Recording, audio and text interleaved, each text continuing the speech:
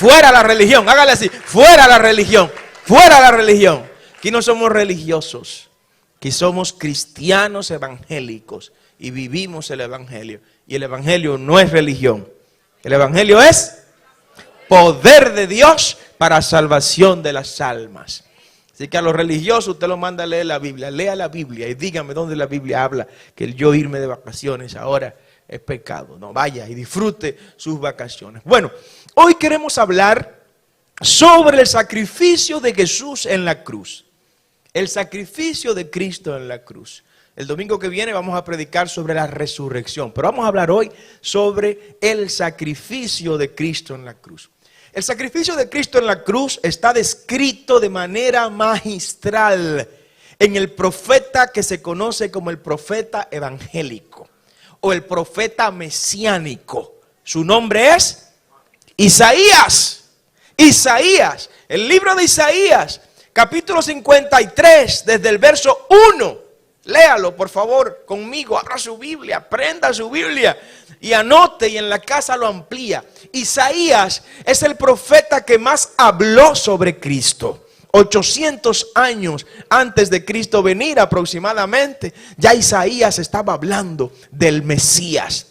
Estaba hablando del ungido, estaba hablando del deseado de las naciones, estaba hablando del lirio de los valles, estaba hablando de la rosa de Sarón, estaba hablando de la peña de Oreb, que es nuestro Cristo Jesús. Isaías en el capítulo 53, verso 1 en adelante dice: ¿quién ha creído a nuestro anuncio? ¿Y sobre quién se ha manifestado el brazo de Jehová? ¿Alguien está leyendo conmigo en esta hora? Dígame amén. Subirá cual renuevo delante de él y como raíz de tierra seca. No hay parecer en él ni hermosura. Está hablando de Cristo. Cristo devastado, Cristo maltratado, Cristo herido, Cristo humillado. Lo describe Isaías 800 años antes. No hay parecer en él ni hermosura. Dice Isaías luego: le veremos, mas sin atractivo para que le deseemos. No estará bonito Cristo, no estará atractivo Cristo, no estará con condiciones de que la gente lo quiera ver ni abrazar. Y así estaba cuando iba en la vía dolorosa. Repita conmigo: vía dolorosa, que es el camino al Gólgota. Mientras iba en ese camino, no había belleza en Cristo.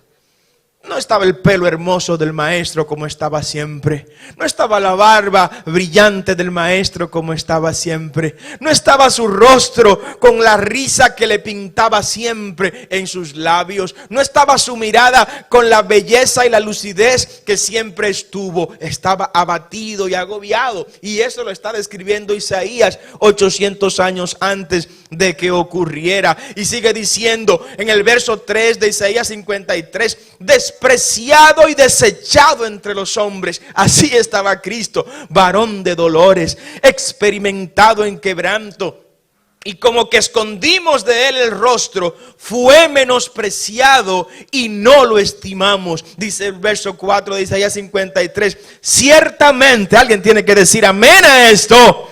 Ciertamente llevó él nuestras enfermedades y sufrió nuestros dolores, y nosotros le tuvimos por azotado, por herido de Dios y abatido. Mas él fue herido por nuestras rebeliones, molidos por nuestros pecados, y el castigo de nuestra paz fue sobre él, y por sus llagas fuimos nosotros curados. Esa es la descripción más gráfica que se puede hacer de lo que Cristo vivió en esos días. Días similares a los que comenzarían, si aceptamos esta fecha por exacta y correcta, un día como hoy exactamente. Un día como hoy empezarían los 6 días de mayor dolor que Cristo tuvo acá en la tierra. Isaías, como les dije, el profeta evangélico, porque fue quien se dedicó más a hablar del Mesías. Inclusive Isaías llegó a profetizar cómo nacería el Mesías. He aquí que la Virgen concebirá y dará a luz un niño y llamará su nombre. ¿Cómo? Emanuel, consejero, Padre eterno, príncipe de paz, y el reino suyo no tendrá fin. Ese es el Cristo al que usted le sirve. Denle ese aplauso fuerte al Señor. Isaías predice el nacimiento virginal de Cristo. Pero en el capítulo 6 de Isaías, en el verso 8 en adelante, hay una extra posición de Isaías versus Cristo. Isaías se coloca, o Dios permite que Isaías se coloque en la historia de los tiempos en un lugar parecido al de Cristo en el cielo. Y dice Isaías en el capítulo 6, verso 8: después oí la voz del Señor. Isaías tomando un papel, una especie de Cristo en ese momento. Oí después de eso la voz del Señor que decía: ¿a quién enviaré? El Padre preguntando en los cielos: ¿a quién voy a enviar? ¿Quién va a ir? Ya he mandado a todo el mundo. Ya mandé a Moisés y no le hicieron caso. Mandé a Josué y no le hicieron caso. Mandé a los jueces y no le hicieron caso. Mandé a los sacerdotes y no le hicieron caso. Mandé a los demás profetas y no le hicieron caso. ¿A quién más voy yo a enviar? Y dice Isaías en el capítulo 6, verso 8: ¿a quién enviaré y quién irá por nosotros? Entonces respondí yo. Ahí está hablando Cristo mismo: heme aquí, envíame a mí. Yo iré por ellos, Padre. Yo voy a morir por tus hijos. Yo voy a sacrificarme para que tus hijos vuelvan a reconciliarse contigo. El Padre eterno. A Cristo no lo obligaron a venir a morir a la cruz. Fue Él de manera voluntaria que lo dijo. ¿Alguien dice amén? Fue Él que quiso venir por amor a morir por nosotros. Cuando ya no había alternativa. Cuando todos los enviados de Cristo de Dios habían fracasado, cuando ya todas las voces que Dios había enviado a traer su mensaje habían fallado, Dios pregunta en la eternidad: pero ¿y ahora quién es que voy a enviar? ¿Y quién es que me falta por enviar? Cristo dijo de manera voluntaria: Padre, envíame a mí, yo voy a ir por ellos. Usted y yo no hubiéramos hecho eso. Primero, lo que Cristo tenía en gloria en ese momento, ninguno de nosotros lo vamos a tener en ningún momento. Lo que Cristo disfrutaba en gloria, solo Él lo disfrutaba en gloria. Y Él dijo: yo me despojo de eso. Dice Pablo en Filipenses capítulo 2, que Él renunció a todo eso para venir a hacerse como uno de nosotros. Si eso no es amor, ¿cómo usted define eso? Eso es amor. Eso es demasiado amor. Eso es amor extremo. Eso es amor inexplicable. Y Cristo lo hizo exactamente por amor. Denle un aplauso a su Cristo que tanto nos amó. Entonces, para entender el sacrificio del Maestro, hay que partir de una razón llamada amor. Y por amor, ¿sabe qué más hizo Cristo por amor? Se hizo maldición por ti y por mí. El que era bendito, el que es bendito y el que será bendito por siempre, en la cruz se hizo maldito para que tú y yo recibiéramos bendición. Oh, gloria al nombre del Señor. Es demasiado amor. Den un aplauso a su Cristo. Es demasiado amor. Él se hizo maldición. Dice el apóstol Pablo en la epístola a los Gálatas. Tome nota, por favor, y lea el capítulo completo en la casa. Gálatas capítulo 3, verso 13. Dice Pablo: Cristo nos redimió de la maldición de la ley, hecho por nosotros maldición. Cristo se hizo maldición por nosotros. Porque dice la Biblia, como lo recuerda Pablo, porque está escrito: maldito todo aquel varón que es colgado en un madero. Cristo aceptó esa maldición. Los romanos y el imperio romano tenían una serie de flagelaciones para sus reos. Tenía un esquema de castigo para sus presos. Y el último de esos castigos, ¿sabe cuál era? La cruz. cuando el delito era demasiado grande, cuando el daño hecho al César y al imperio era demasiado grande, a ese individuo lo colgaban en la cruz. Cuando no era algo tan grande, pues le daban unas bofetadas, le cortaban un dedito, le perforaban las orejas, le hacían otras cosas. Pero aparentemente el daño de Cristo al imperio y a los judíos fue tan grande que mereció de manera directa ir a la cruz del Calvario a morir. Esa muestra de amor, de hacerse maldición por nosotros que éramos los malditos, suena feo, eso es mucho amor, porque Él lo que hizo fue que nos quitó la maldición que nosotros teníamos y se la puso Él encima. Oh, gloria al nombre del Señor. ¿Cómo entender eso? Si yo le digo que lo vamos a entender, le hablaría mentira, porque el amor de Dios es incomprensible. No hay manera, no hay texto, no hay palabras humanas para entender y explicar el amor de Dios. Pero algo que se puede parecer es que, bueno, solo hay un pan en la casa, mis hijas tienen hambre, y yo sé que muchos padres, con amor de padre, han dejado de comerse ese pan para dárselo a sus hijas. ¿Alguien dice amén? Algo parecido es lo que Cristo hizo. Para que usted y yo seamos benditos, Él asumió la maldición. Dele ese aplauso al Señor por eso. El sacrificio de Cristo.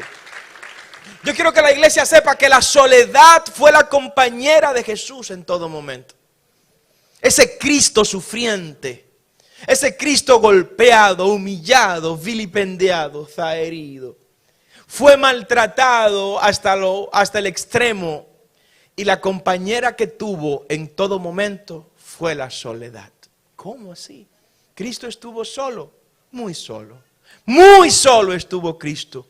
Estuvo solo en aquel momento en el Getsemaní, usted recuerda, cuando se llevó al círculo íntimo, porque de los 12 discípulos, Cristo tenía un círculo íntimo. Había 4 grupos o 4 círculos entre los 12 discípulos. Estaba el círculo primero, el más íntimo, formado por Pedro, por Jacobo y por Juan. Esos 3 discípulos eran los tipos que le secaban las lágrimas a Cristo. Eran los que le decían al Señor: Señor, tienes que ponerte desodorante porque hay problemas. Eran los que tenían la confianza suficiente para hablarle a Cristo lo que nadie más atrevía a decirle. Ese era el círculo íntimo. Luego venía otro círculo de 3 más. Luego otro círculo de 3 más. Hasta llegar al último círculo donde estaba Judas, estaba Tomás y el otro por ahí, ¿no? O sea, que no se extrañe si por alguna razón se tiene confianza y se tiene más apertura con algunos círculos, porque hasta Cristo lo tuvo. Ese círculo íntimo de Cristo, Él se lo llevó a orar al Getsemaní. Búsquelo, puede buscarlo en Lucas 22, del verso 39 en adelante. Se lo llevó a orar al Getsemaní. Y cuando estaba orando le dijo a ellos: chicos, me voy para allá arriba. Getsemaní tiene la raíz gramatical en hebreo de una prensa, el lugar donde se comprimía la uva para extraer nada más y nada menos que el fruto de la vid. Ahí en ese lugar Cristo fue prensado, en el Getsemaní. Y cuando se fue a orar le dijo a los discípulos: chicos, quédense ustedes 3 aquí. Pedro, Santiago, que es el mismo Jacobo, ¿no? Y Juan, quédense ahí. Los hijos de Zebedeo, como se conoce, quédense ahí, porque yo voy a ir a orar. Ahora, oren, por favor, acompáñenme a orar. ¿Sabe lo que hicieron los muchachos? Cuando Cristo estaba orando allá, bajó y los encontró roncando a los 3. Una sinfonía de ronquidos tenían. El uno bajaba, el otro subía, y estaban totalmente, ¿cómo se dice, Dainer, cuando están afinados? Estaban totalmente acoplados en esos ronquidos. Cuando Cristo llega y dice: pero muchachos, no han podido orar y velar ni siquiera una hora.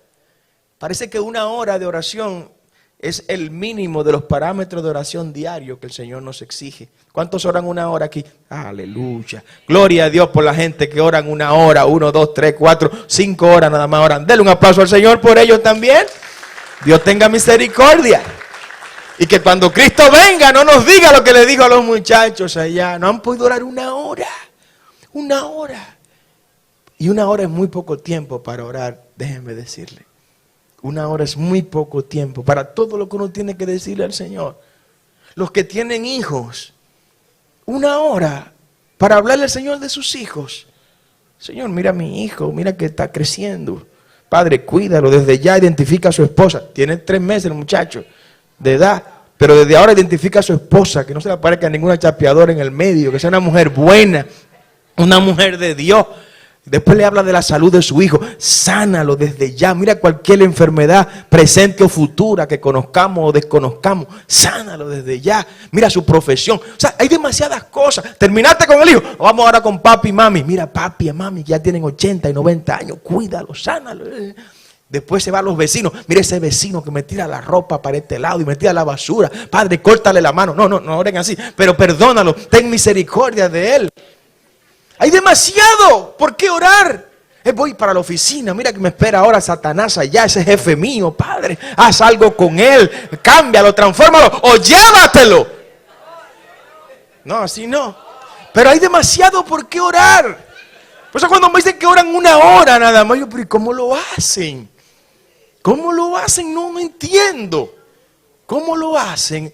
Ore todo el tiempo que pueda orar por encima de 1 hora. Y el Señor va y le dice, no han podido velar conmigo ni siquiera 1 hora. Y luego le dice, orad y velad para que no caigáis en tentación. Oh, gloria al nombre del Señor.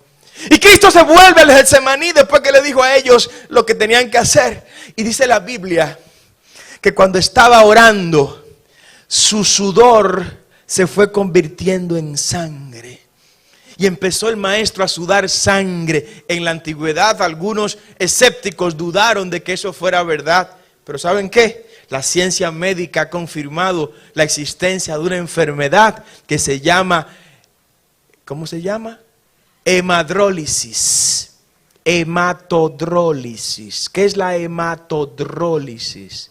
La hematodrólisis es cuando los vasos capilares de nuestra piel, producto de la presión, el estrés y la tensión, se rompen. Y al romperse, comenzamos a sudar sangre. Eso lo vivió Cristo ahí en el Getsemaní. ¿Por qué? Porque en ese Getsemaní, Él tenía la alternativa de escoger entre tomarse la copa amarga, para la cual vino a la tierra, o no tomársela. Pero ¿sabe lo que le dijo al Padre? Padre, si es tu voluntad, pasa de mí esta copa, pero que no se haga mi voluntad, sino la tuya. Y como es la tuya, me voy a beber mi copa. Y se bebió esa copa, y amarga que fue la copa. Y en ese momento de dolor, Cristo estaba solo, porque con lo que contaban, estaban durmiendo. Cristo cuenta contigo, iglesia. Cristo cuenta contigo. No te duermas, espabilate. Haz algo, trabaja por el reino de Dios, porque el Maestro cuenta contigo. No lo dejemos solo. Cristo en ese momento de dolor le acompañó la soledad, porque hasta los suyos lo negaron. Los suyos traicionaron al Maestro. En esa misma noche llega Judas, acompañado de los soldados del templo, de los soldados del sumo sacerdote, y se acerca donde el Maestro y le da un beso al Maestro, y con ese beso lo identifica. Este es Jesús, al que yo por 30 monedas de plata he vendido. Miserable, ni siquiera de oro eran. 30 monedas de plata. Con razón tuvo el desenlace que tuvo. Después de ver que había traicionado a Cristo, engañado a su Maestro, dice la Biblia que Judas cogió las 30 monedas de plata, la llevó al templo y se la lanzó al sumo sacerdote en el templo. Y luego fue y se ahorcó. Esa es la historia de los traidores. Los traidores no hay que hacerle nada. No se detenga a pelear con traidores. Los traidores van, buscan su soga y se ahorcan ellos mismos. Que Dios los perdone. Cristo fue traicionado en su momento final por gente que comía con Él, por gente que tomaba el pan y lo mojaba en la misma copa que el Maestro bebía. Cristo fue traicionado por personas que le dijeron a Él que nunca lo dejarían, como lo hizo Pedro. ¿Ustedes lo recuerdan? Pedro, el libro de Mateo capítulo 26, verso 23 en adelante. Le dice Pedro al maestro: maestro, yo no te voy a negar. Y aunque todos se vayan, y aunque todos se escandalicen, aunque todos te abandonen, yo no te voy a negar.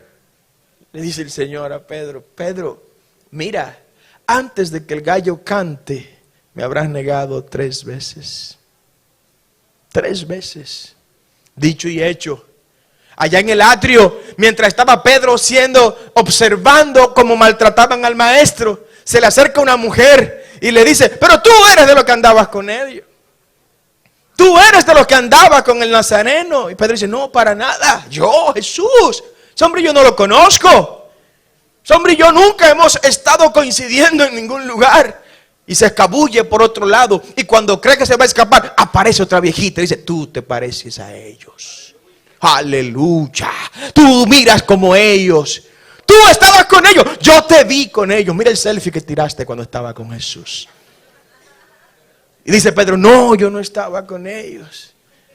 Y luego aparece, porque Satanás es sucio, luego aparece un familiar de Malco. ¿Quién fue Malco? No con Marco, con R, sino Malco. Malco fue el soldado del templo al que Pedro le cortó la oreja cuando fueron a atrapar a Jesús. El nombre de ese soldado del templo era Malco, con L.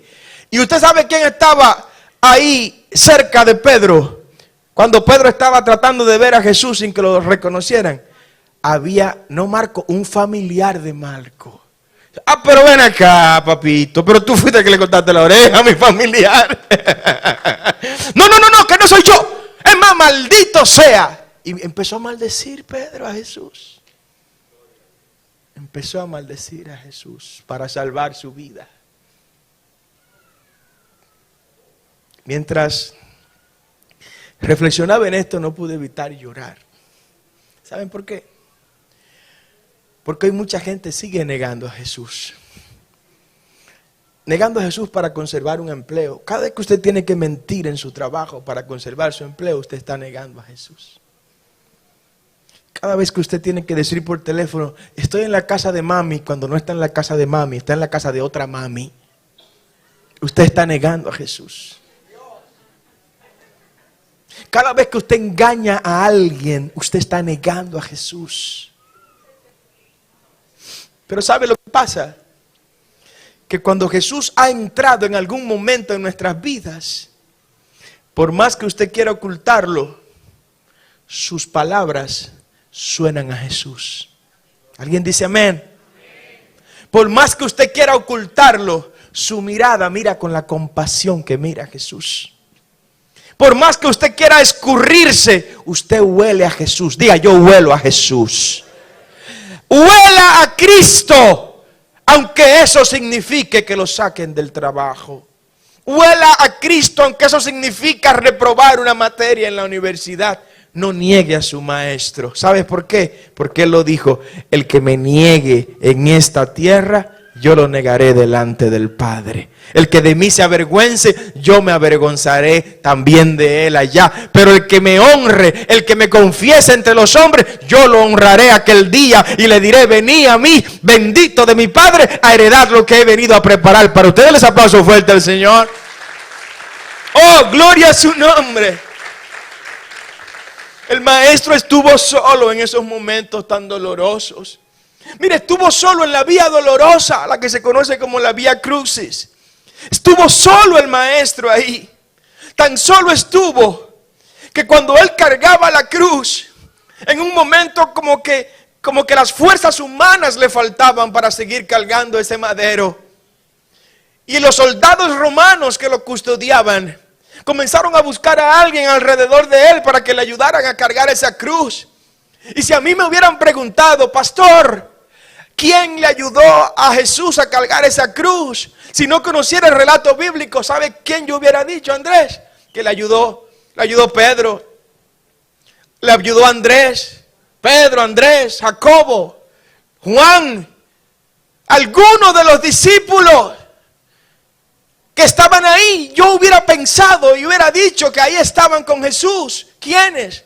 Pedro y Andrés, Jacobo, su hermano Juan, Felipe, Bartolomé, Tomás y Mateo, el publicano, Jacobo, el hijo de Alfeo, Lebeo, Simón el cananita. Uno de los 12 probablemente hubiera dicho yo que fue el que levantó la cruz para ayudar al Señor con esa carga pesada en la vía dolorosa, pero no. Ninguno de ellos estaban ahí. Hubo que buscar a alguien que ni siquiera vivía en Jerusalén, a un judío de la diáspora, a un judío de Cirene llamado Simón. Simón el Cirineo fue el que ayudó a Cristo a llevar la cruz, porque sus amigos no estaban con él en ese momento. Ese es el sacrificio de Cristo. Por eso es importante valorar lo que Cristo hizo en la cruz. Porque Él fue y lo hizo solo. Y lo hizo por amor. Y en medio de tanto dolor, en medio de tanto sufrimiento, el maestro no usó venganza en ningún momento. Cuando fueron a apresarlo, Pedro tenía una espada en la cintura. Y como dije, agarró al soldado más cercano que estaba de él, sacó la espada y le tiró a Pedro para cortarle la cabeza. La gente cree que fue a la oreja que Pedro le tiró, fue a cortarle la cabeza. Lo que pasa es que el soldado, como soldado al fin ágil, evadió el movimiento de la espada y solo le cortó la oreja. Pero era la cabeza que Pedro le iba a cortar. A Pedro le damos duro, a Pedro a veces lo atacamos, ¿verdad? Pero usted ha hecho algo así por Jesús alguna vez. ¿Usted alguna vez ha hecho algo así por Cristo? ¿Te ha agarrado a alguien y lo ha no lo insulte, por favor, no se lleve del pastor en eso? Pero usted ha agarrado a alguien y lo ha confrontado porque está maltratando a Jesús. Usted ha renunciado de un empleo porque estén maltratando a Jesús. Usted ha arriesgado un buen negocio porque estén ahí maltratando a Jesús y al Evangelio. Pedro sacó la espada y le iba a cortar la cabeza a ese individuo. Jesús, en medio de ese atropello ilegal por demás, porque era en la noche y la ley judía prohibía que se apresara a nadie de noche. ¿Cristo qué hizo? Tomó la oreja, que todavía tenía los tendones y los nervios vivos, y se la puso de nuevo al soldado. Imagino que ese hombre empezó a escuchar mejor que nunca después de ahí, ¿no? Porque todo lo que Cristo hace supera lo que encuentra. Amén. Cuando Cristo repara algo, lo pone mejor que nuevo. Dale ese aplauso fuerte al Señor. Cuando repara un matrimonio, lo pone mejor que nuevo. Cuando repara un cuerpo por la enfermedad, lo pone mejor que nuevo. Esa es la especialidad del maestro. Y en lugar de retaliaciones, sanó al soldado Malco. Cristo, en medio de tanto dolor, y mientras llevaba la cruz en la vía dolorosa, se encuentra con unas mujeres piadosas que estaban llorando y deprimidas por lo que le estaban haciendo a Jesús. Llorando. Cristo, que en ese momento debe estar preocupándose solo por Él, le dice a las mujeres: mujeres, por favor, mujeres de Jerusalén, no lloren por mí. ¿Cómo? Pero por ti que hay que llorar. A ti es que te han despifarrado, maestro. Tú eres el que está desbaratado ahora mismo. No lloren por mí. Lloren por ustedes. Y lloren por sus hijos. Porque si del árbol verde que soy yo han hecho esto que ustedes están viendo, ¿qué no van a hacer con ustedes y con sus hijos? Tan solo 40 años después de Cristo haber dicho eso, se cumplió esa profecía. Los romanos entraron en el año 70 a Jerusalén, destruyeron el templo de Jerusalén, desbarataron todo lo que era Jerusalén. Y narra la historia, algunos historiadores como Flavio Josefo y otros más, dicen que se veía a los judíos caminando por las calles y no se diferenciaba si era la sombra de los judíos o los judíos mismos a los que se veían caminando del hambre que se estaba pasando en ese momento. Desde ese año del cumplimiento de esa profecía que Cristo le dijo a las mujeres de Jerusalén: no lloren por mí, lloren por ustedes y por sus hijos, porque lo que le van a hacer a ustedes es para que ustedes estén muertas de la risa con lo que me están haciendo a mí. Desde ese entonces, Israel dejó de ser una nación, un estado más bien, y se fue a la diáspora hasta el año 1948, cuando las Naciones Unidas declararon el Estado israelí para los judíos. 1948 900 años sin tierra, sin estado y sin país duraron los judíos después del cumplimiento de esta profecía de Cristo. Cristo, en medio de su dolor, se compadeció de esas mujeres. Cristo, en medio de su dolor, ¿sabe lo que le hizo a un delincuente, ladrón, malhechor que estaba a su lado? Que le pidió: maestro, yo quiero que cuando vengas en tu reino tú te acuerdes de mí. En lugar de Cristo decirle: no, muchacho, que para allá nada más van la gente de Naco, tú no cabes ahí.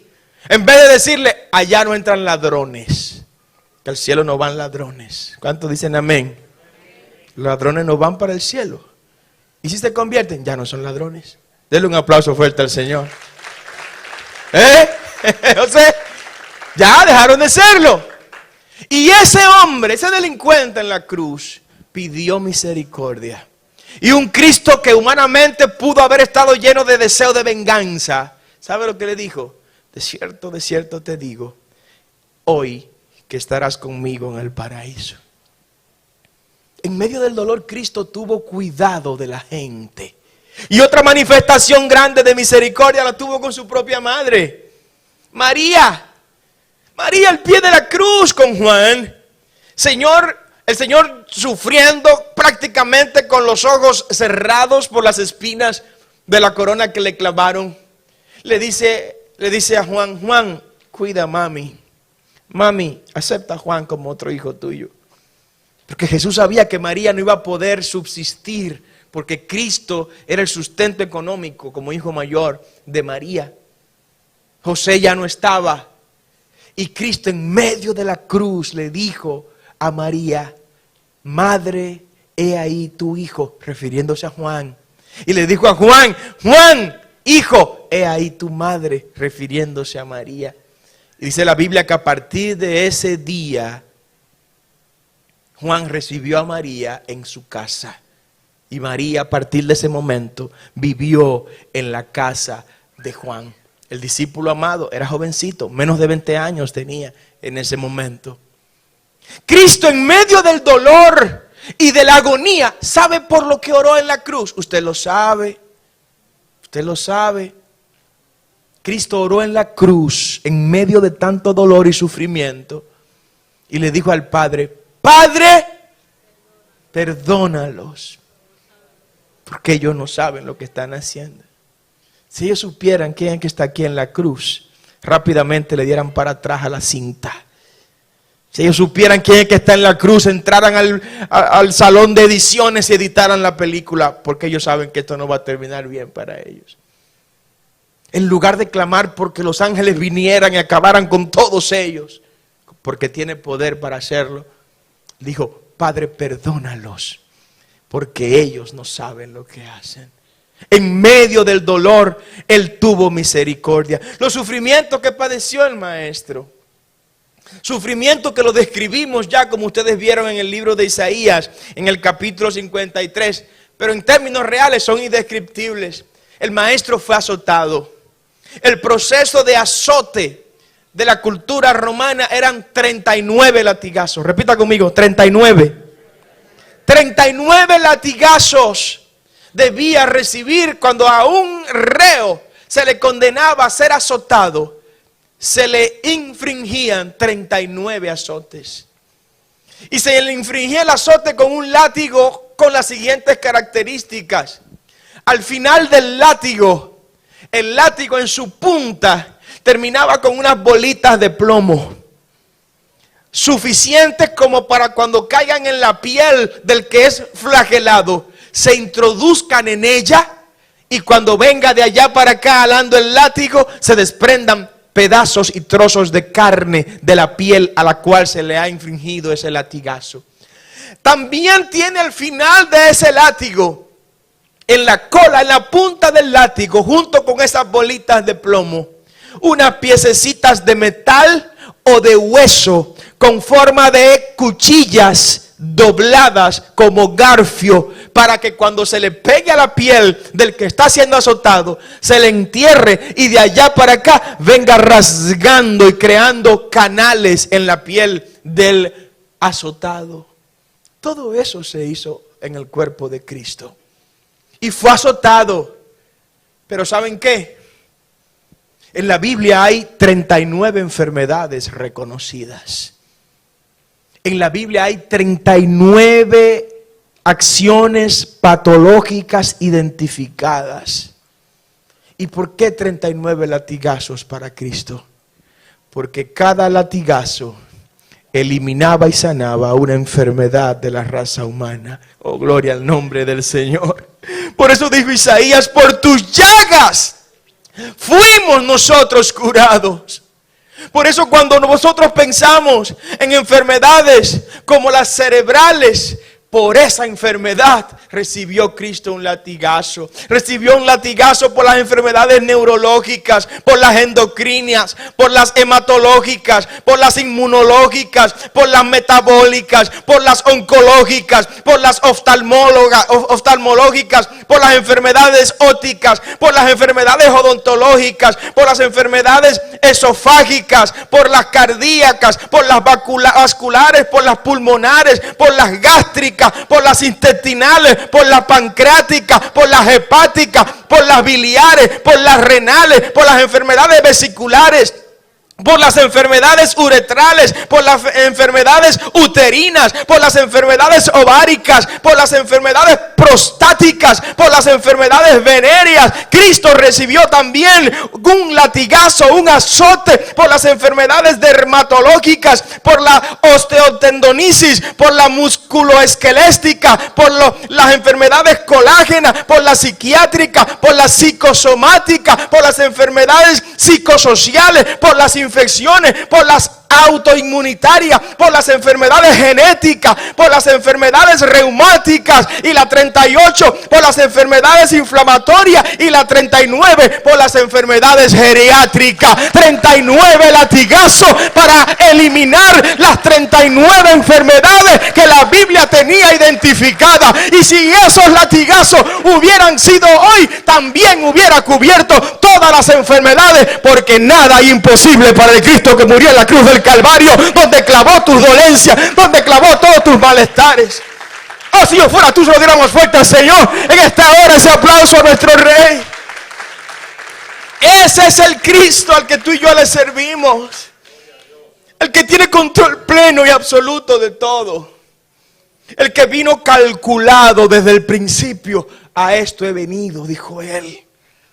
Cuando le pregunta a Herodes, Pilato, perdón, entonces tú eres el rey de los judíos. Mira, para esto yo nací. Yo nací para esto. Yo nací para ser rey. Yo no puedo ser otra cosa. Eso fue lo que Cristo le dijo. Para esto he nacido. Y Cristo vino a morir en la cruz para esto, para que en Él tengamos vida. Y esos dolores, esos azotes fueron con esos propósitos.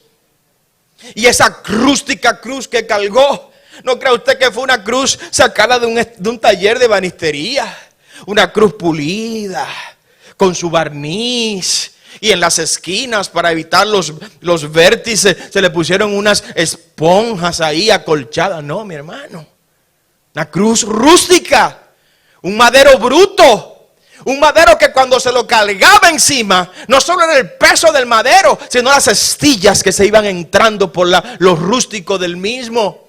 Unos clavos que traspasaron sus manos y sus pies.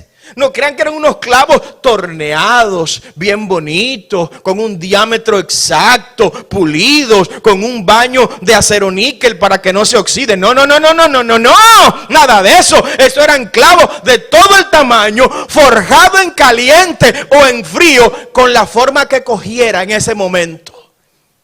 Y eso fue lo que se le penetró a Jesús por sus manos y por sus pies.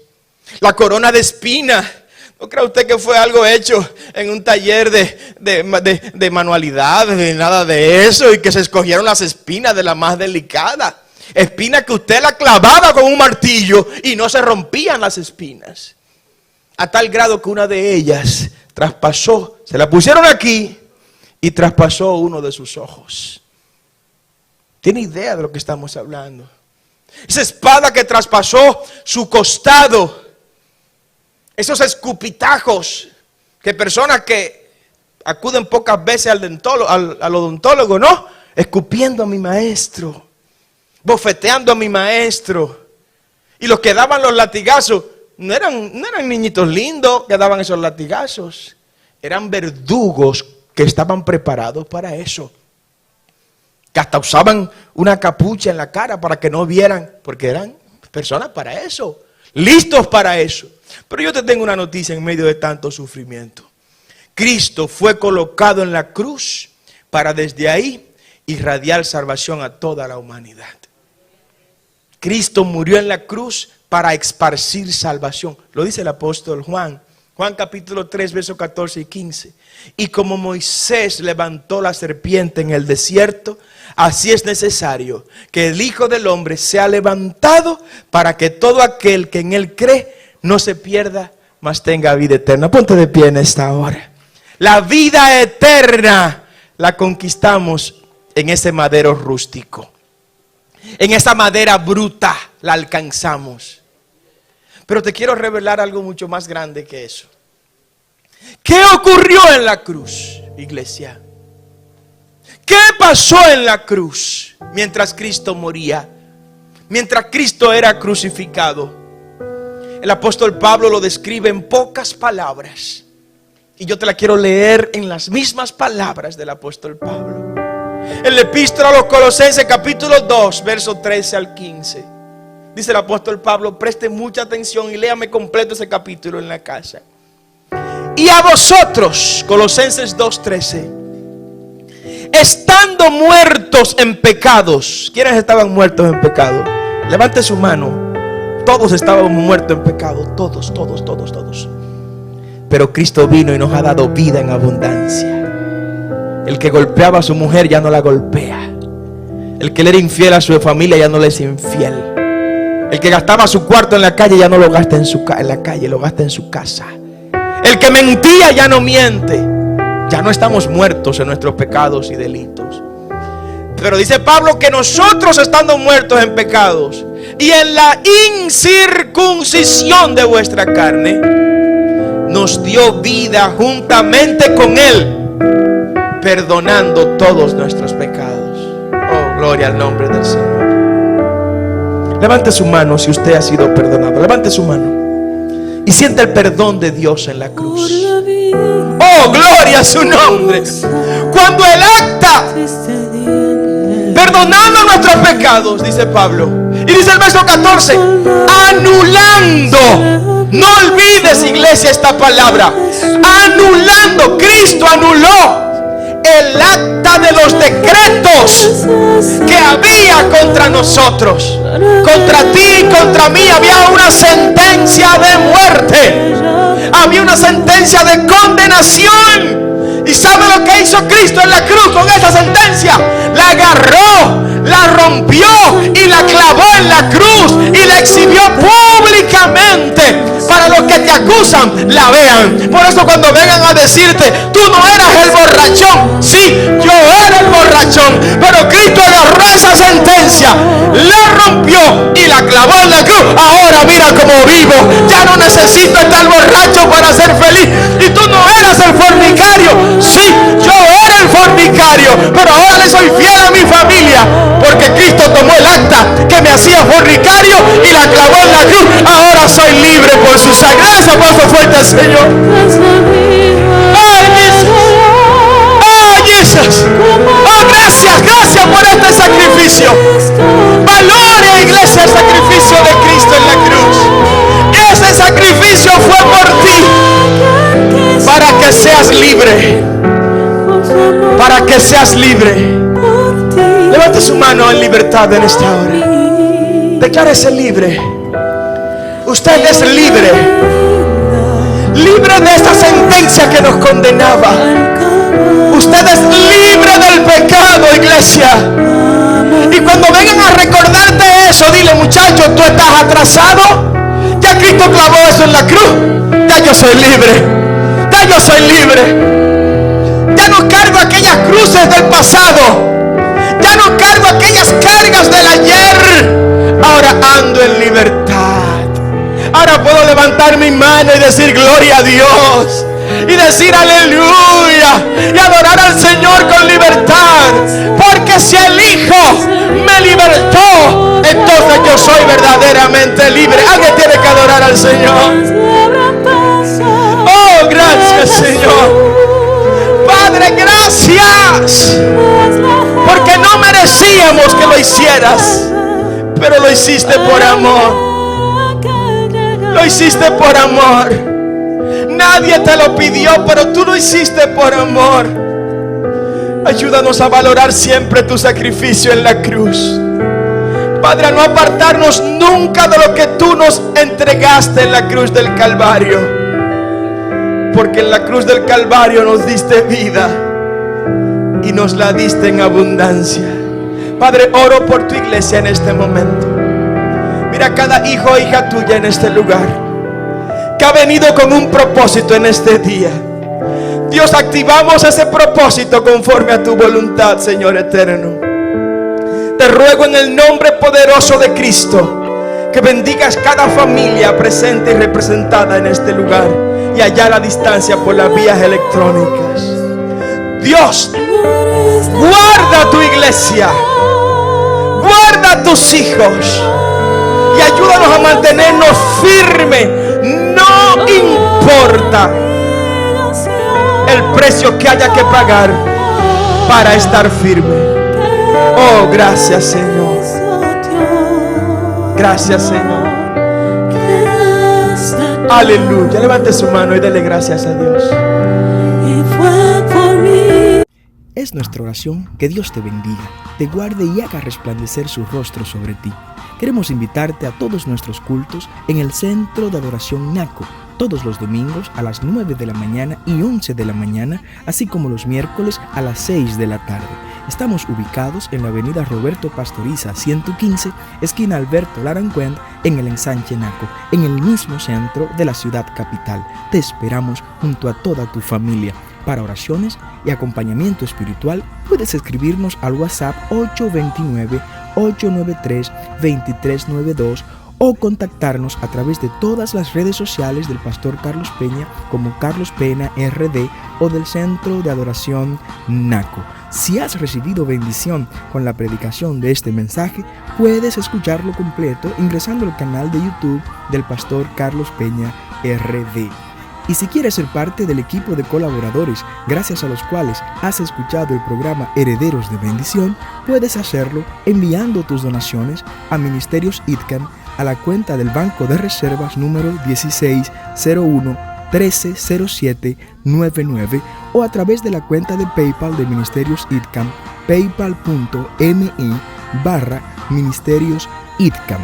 Dios te bendiga y será hasta la próxima en otra entrega de tu programa Herederos de Bendición.